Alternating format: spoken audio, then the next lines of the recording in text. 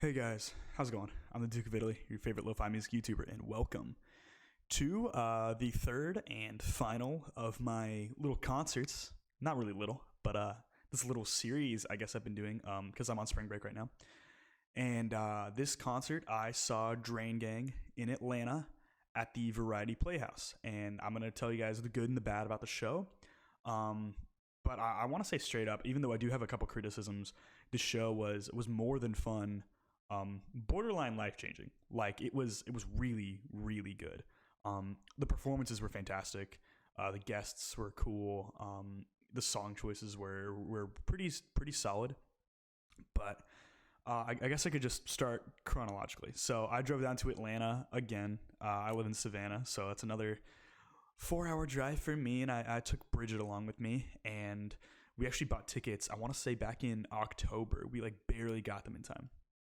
And going into this set list, I was trying to kind of get more familiar with Drain Gang's material because I've listened to all of it and I have it all ready to review actually, but it's just really tough for me to like remember a couple of the deeper cuts. And sometimes I have to bring out a couple of those live. It's just kind of tough like that. Some artists are easier to remember than others. Like the fact that Echo 2K is there. Echo 2K has an album and an EP, Pixie, that came out like a year ago. Tyboy Digital, his catalog is pretty small too. It's two albums, an EP, and of course him and Echo both show up on the GTBSG compilation, as well as the couple of Drain Gang releases, DNG and Trash Island. And then of course Blade has his really sizable discography at this point. And not even like maybe a week before we saw the show, they dropped Crest, which was kind of crazy. Fantano just gave it an 8 out of 10.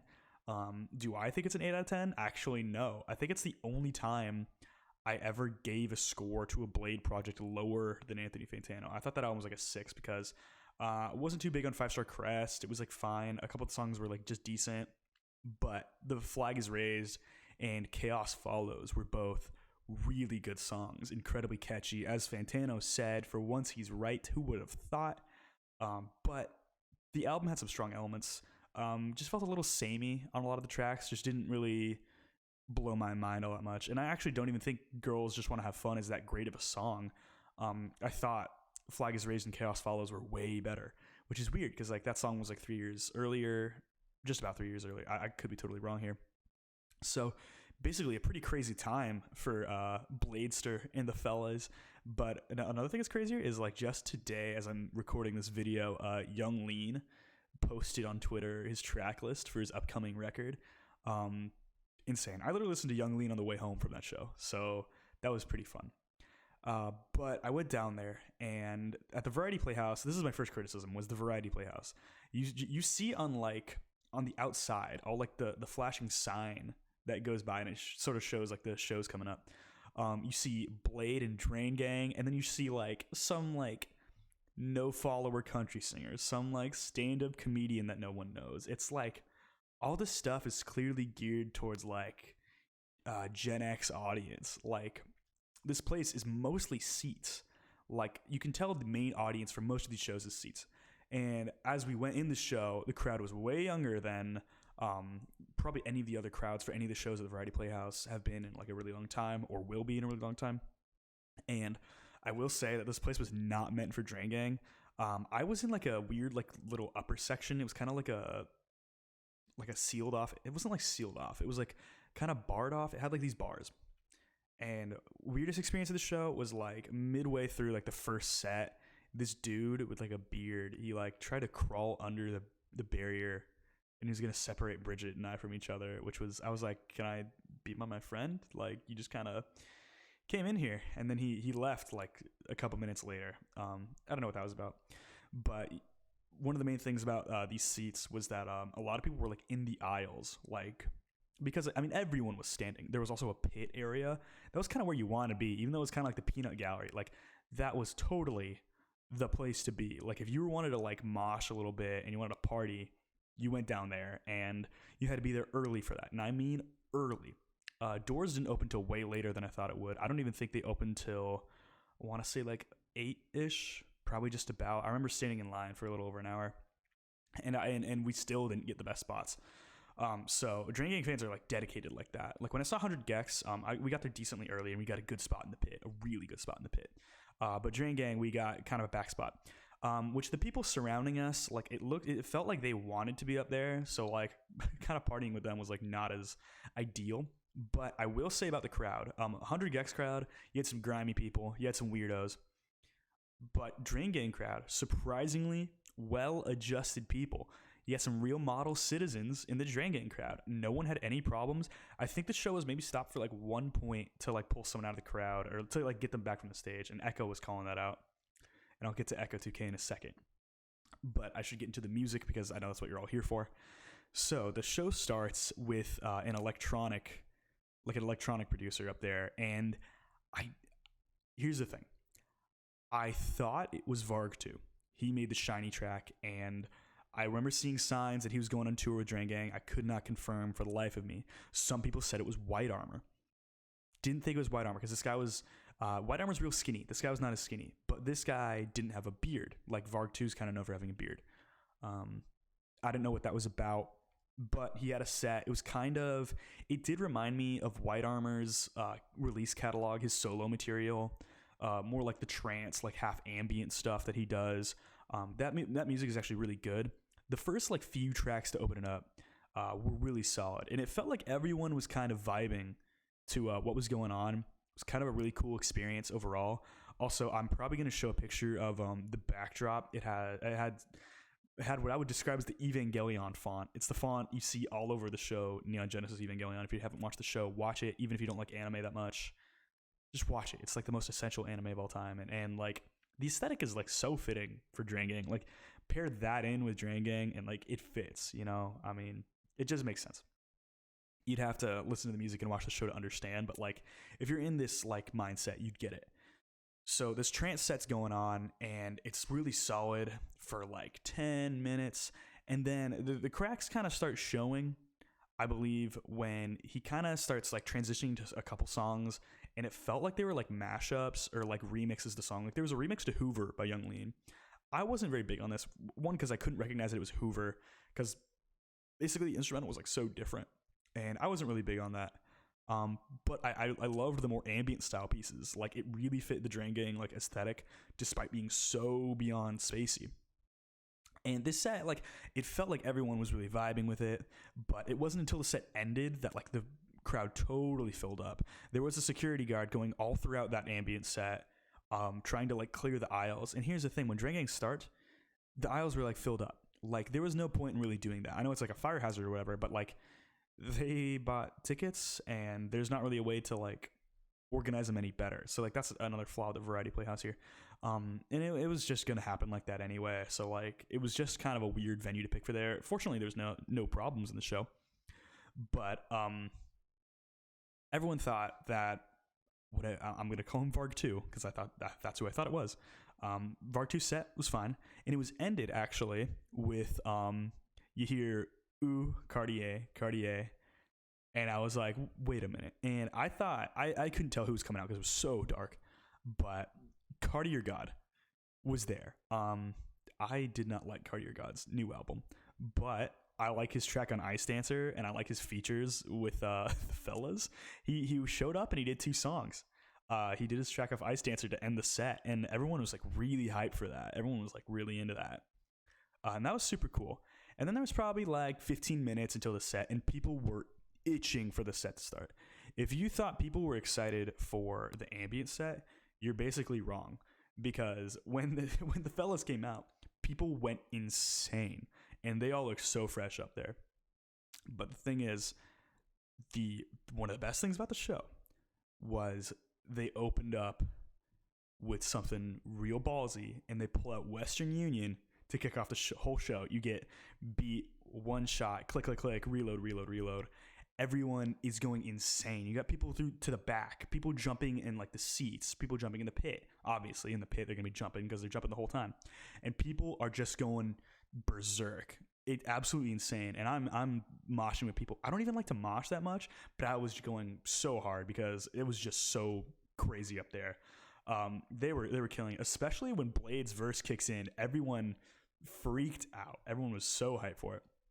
And the song goes great. Tyboy Goon up there, killing it.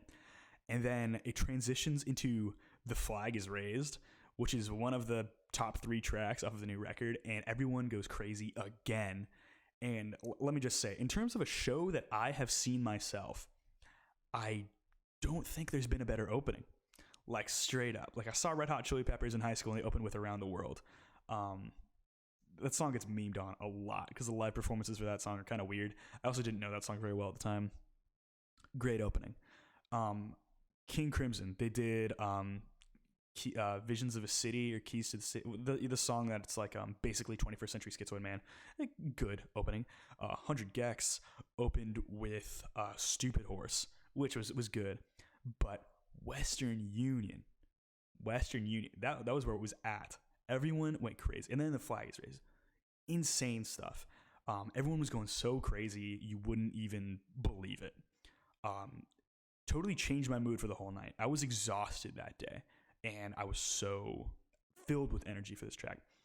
And I'm going to admit to you guys straight up, I do not remember very much of Tyboy Digital's music. I've listened to all of it, and he actually probably has my favorite discography of anyone in Drain Gang. Because Legendary Member is like very like mainstream rap sounding, except the production is so unique and his flow is really unique at the same time. And it's just a bulletproof album. Tiger does what Glue wants to do, but way, way better. I think the only weak point is like his EP is just okay. But I think he's very solid. And Echo 2K, he has the same level of quality, but he has less releases. He's just got E and Pixie. And of course, he's got like several bootlegs. So in terms of the sets on stage, Tyboy Digital definitely got the least amount of runtime. It was pretty obvious because when they had an encore, he had no songs of his own. He didn't have a single song that he did on his own. Echo 2K did. Blade had, I think, 2, and there was a song with like all 3 of them, I think. And the show actually ended with Chaos Follows, which went really well also. And the encore started with, of course, Be Nice to Me. Hearing the drop into that beat, I went insane. I was moshing so hard that the person in front of me, I'm very sorry to this person if you're watching this video. Like, I'm really sorry for this, but I was going so hard, and this person wasn't about it, so they like shifted out of the way, and then I got to the front of my little section next to Bridget, which I was happy to party with Bridget. That was super fun. What else was in the set list? Obedient. Blade brought out Obedient. Blade, actually, his set list was a little interesting because he didn't play Decay and he didn't play Hotel Breakfast. He's got a lot of sort of like hits, I guess you could say. When I want to see Blade, I want to see as much 333 material as possible, and I want to see as much Eversense material as possible because that's like my favorite stuff of his.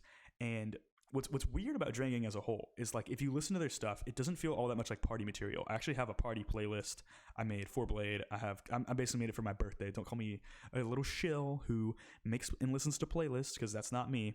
All my playlists are very functional. It's not just like a vibe because I don't really do that. I do like I have a Dungeons and Dragons playlist and I have a like Drain Gang like party playlist that I'm gonna do for my birthday because I'm turning 21 and that's gonna be hype. But it's odd thinking that like their material is like it doesn't feel that hype in a way. It's like it's very very good, but it's not like insane sounding. It's not very manic, not super energetic to a degree. But the thing is, Western Union, like everyone went so crazy for it. Like just the energy of the crowd was fantastic. And for someone who doesn't even love the Atlanta crowd, this was very special to me because like 100 Gex was like mostly fine. Everyone was a little bitter. Mayhem, I described them. A lot of them were terrible. But like Drain Gang was by far the best crowd of these 3, and I'll even say including King Crimson because Drain Gang I knew probably the least material out of those 3 artists. So having a crowd that knew it for me was really nice. Echo 2K, we got to talk about Echo 2K. He stole the show. He absolutely stole the show because he was given like probably the most amount of songs. If not, he was like more or less than by like a song or 2. But he busted out all his main tracks from E, and he didn't even bring out Time, which is I think it's called Time, but it's like The Clock Don't Stop. The Clock Don't Stop. A very mindless song, but like also really fun at the same time. And Echo 2K live, he added like a lot of like a cappella sections to his songs, like stuff with no backing track. He would add little embellishments on top. And the lights, there was a really big lighting rig, flashing lights out to everybody, like total epilepsy warning for anyone showing up. Wasn't as crazy as Mayhem, but like only toned down by like a little bit. There was one song that was like a bunch of rainbows for Echo 2K, but the rest was all white, and it totally fit his aesthetic perfectly. And he busted out tracks like Calcium and Peroxide. Peroxide was hype, but the best song he did of the night was Security. It sounded so good. I've literally been singing it for the past several days because he was doing it so well out there. And he also did one of his songs from Pixie, which sounded amazing. I think Pixie is a super interesting EP, even though it's not like bulletproof necessarily, just because it's so short. Every song on there is like super fantastic. Echo 2K really is one of those enigmatic and interesting artists of our generation. Really evokes like ideas of like Lady Gaga, Fame Monster era. And I think that's such a unique presence, and people should model themselves after Echo 2K, honestly. And he was going so hard, and he even had a mic stand at some point, but he looked so good up there. And he was like going out, and he was like going to the edge of the stage and like feeling people's hands and stuff. After every one of his songs, he would like put up a heart, and everyone was like responding with the heart because, you know, we were really feeling Echo 2K. Other performances on stage, Blade's presence was kind of funny because he's up there kind of awkward, but there was a point Echo was singing, and then he like put his arm around like Ty Boy, and like the place was full of such warmth and love. The whole building, everyone was like, "This is the nicest thing I've ever been to." It's like nothing has ever been as pleasant as this. Really bizarre feeling that I don't really associate with Drain Gang that much, but it was fantastic. Ty Boy, his bars were just hard. He straight up went hard. He has the most conventional style of the three artists, and yet it's so ultimately consistent. I have a theory that Ty Boy, when he came from Thailand, he wanted to rap with just anybody, and then Blade and Echo were these two weirdos, and they're like, "Come with us, like join us, and we're gonna make some music." And then he was just like, "Okay." And then like as a result, he was given like all that weird dosage of like all sorts of different stuff, kind of like how like Vince Staples was like produced by Sophie. I don't know the actual story behind it, but I feel like there's a chance he didn't know what he was getting into when Sophie was producing Vince Staples stuff, which I think is kind of funny. But they were all fantastic on stage. Blade played Reality Surf from 333. That was one song that I was looking forward to, but like it's not my favorite 333 track. I love like Keys to the City. That's probably one I'd really look forward to. He also did The Nine Is Up from The Fool. I don't know why he didn't do Hotel Breakfast, because Ty Boy, for having the least amount of stuff on stage, he's featured on that song, and that would have been really appreciated. Echo 2K showed up after the show was done to like take pictures with everybody, and I missed it. I freaking missed it. I'm more than upset that I missed it, because he really changed my life up there. He was like, he put in everything. I don't think he left a single thing off the stage. He put it all out on there, and it was really an inspiring performance. E's material live is so insane, because with that volume and that crowd, the repetitive nature of the album, I understand now. It's like hypnotic, and it really is hypnotic live. Like you really get entranced into what he's doing, especially with the lights and stuff. Like Echo 2K is not like a musician as much as he is like a performance artist, and doing that stuff live is borderline perfect. Crowd was great, performances were great, song selection was decent. I said Blade could have had a couple different tracks that he could have pulled from. They did Victim from Trash Island. That was also another good one. Kind of slipping away from some of the tracks here, because like it's just hard for me to remember all of them, because there's so much stuff to pull from. But after I watched the show, I was like, I kind of want to see Young Lean now, because his concert also would feel very personal. Because I love Stars. I love a lot of tracks from all his discography, and I feel like it'd be super fun. I also bought this t-shirt. This is some of the Drain Gang merch. It's got this little figure up here. I don't own anything that's striped, and I don't own anything that's pink, but I wear this with black jeans, and I think it looks good. All of the merch up there looked fire. I might post a picture of Bridget in their yellow shirt. Totally changed Bridget's style. Here's the thing. I was getting groceries with Bridget yesterday, and Bridget wears a fit just like that all the time. And Bridget puts this yellow shirt on, and I'm like, you look totally different. Like, it's seriously insane. But also, Bridget also put their hair in a couple ponytails. But the merch is solid. The merch is incredible. A lot of people in that crowd, like, I heard them say that was the best concert they ever went to. Absolutely a valid thing to say. The past two concerts, some things were hurting it for me. This concert almost went off without a hitch. One more flaw I want to mention, and I don't want to knock it too much because the show was so good, and it's hard for me to find much issue with this. I was researching the set lists before I went down to this one, and it seems that they have one set list that they carbon copy for each show. Not that that's like any like feels kind of weak that they like just like cut some song, like they keep it exactly the same. The only difference is like I think they made "Be Nice to Me" start the encore rather than being like the second track, which was kind of strange. I didn't really understand that, but I mean, I'll take it. And the fact that like you're probably only going to see Drain Gang once in America if you catch them on tour, which I hope to God you do because it was so good. You probably don't got to worry about getting repeated set lists because you're probably not going to see them more than once. But their set list was fire. They went for like an hour, I want to say, maybe a little bit longer. But like truly magical stuff. Oh, they also did Side by Side. Blade and Tyboy did that song, which I was really happy for. What else? What else can I say about the show? I mean, it was great. Like, if you can get a scalped ticket, because I know the tickets probably sold out right now. If you can get someone that was scalped, fork over the money because it's worth whatever price they're offering. Super good set. I just hope you get a better venue than I did, and I hope you know the music a little better than I did because the people that knew all the music and were down in the pit probably got the best experience of their life. I got a very solid experience myself. I don't know if it was the best experience of my life, but it was certainly magical. And seeing them all on stage was like so cool because I'm like, I hear you, and you've had memes and Fantano's talking about you all the time. And I've fallen in love with their music over the past year. You really fall in love with their music. If you start at a nice point, you can just fall in love with all their music because it's all so good and so emotional and so just so warm. And this honestly makes me want to look back at Blade's discography and like see if I missed something in Ice Dancer or missed something in Red Light. Not that I don't hate those. Not that I don't like those albums. I think they're fine. They're just not as good as the other ones. But that's about it. I hope you guys get to see them. I probably showed a couple pictures from the show. Hope you guys enjoyed this video, and I hope you guys get to see them. Hope you guys are doing well out there. Hope you guys stream their music because they are phenomenal out there. Hope you guys are doing well. Have a good day. Bye.